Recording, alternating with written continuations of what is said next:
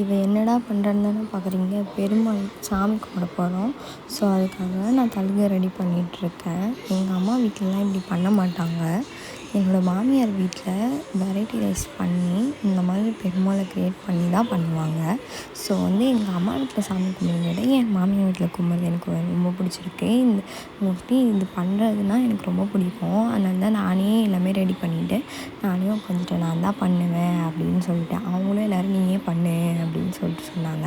போன வாட்டி என்ன பண்ணேன், காஞ்ச மிளகாய் இருந்துச்சு. காஞ்ச மிளகாய் வச்சு அந்த ஐப்ரோஸ் க்ரியேட் பண்ணியிருந்தேன். இந்த வாட்டி காஞ்ச மிளகாய் இல்லை. ஸோ அதனால் பச்சை மிளகாய் வச்சு க்ரியேட் பண்ணியிருக்கேன். அதுக்கும் இதுக்கும் அவ்வளோ டிஃப்ரென்ஸ்லாம் இல்லை. அது கொஞ்சம் ப்ரைட்டராக இருக்கும், இது கொஞ்சம் டல்லாக இருக்குது. அப்புறம் அந்த சங்கு சக்கரம் எல்லாமே பண்ணி பெருமாளோட நெத்தியில் ரோஸோட பெட்டல்ஸில் நான் க்ரியேட் பண்ணியிருக்கேன். ஃபைனலாக சாமி கும்பிட்றதுக்கு எல்லாமே ரெடி பண்ணியாச்சு. அதை கூட ஏற்றியாச்சு. என்னோடய ஹஸ்பண்ட் தேங்காய் உடச்சிட்ட பிறகு நம்ம சாமி கும்பிட்றோம்.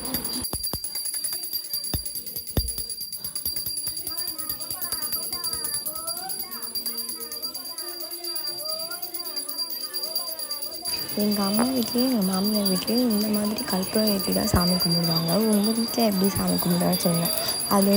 இது கூட ஒரு சின்ன டிப். இப்போ நாங்கள் ரெண்டல் ஹோமில் தான் இருக்கோம்.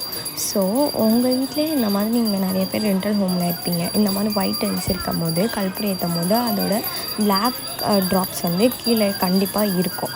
ஸோ அது வராமல் இருக்கிறதுக்கு என்னோடய ஹஸ்பண்ட் சொன்ன ஒரு ட்ரிக்கு, வாழை இலையை சின்ன சின்னதாக கட் பண்ணி அதில் வச்சு நீங்கள் கற்பூரம் ஏற்றினீங்கன்னா அதோட ஃபயர் பட்டாலுமே இந்த மாதிரி பிளாக் கலர் டாட்ஸ் வராது.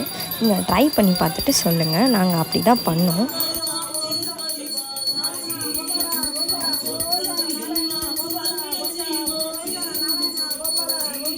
ஃபைனலாக நானும் என்னோடய ஹஸ்பண்டும் சாமி கும்பிட்டு முடிச்சாச்சு. அதுக்கப்புறம் நாங்கள் சாப்பிட உட்காந்துட்டோம். நான் சமைச்சதெல்லாம் லாஸ்ட் கிளிப்பில் ஆட் பண்ணியிருக்கேன்.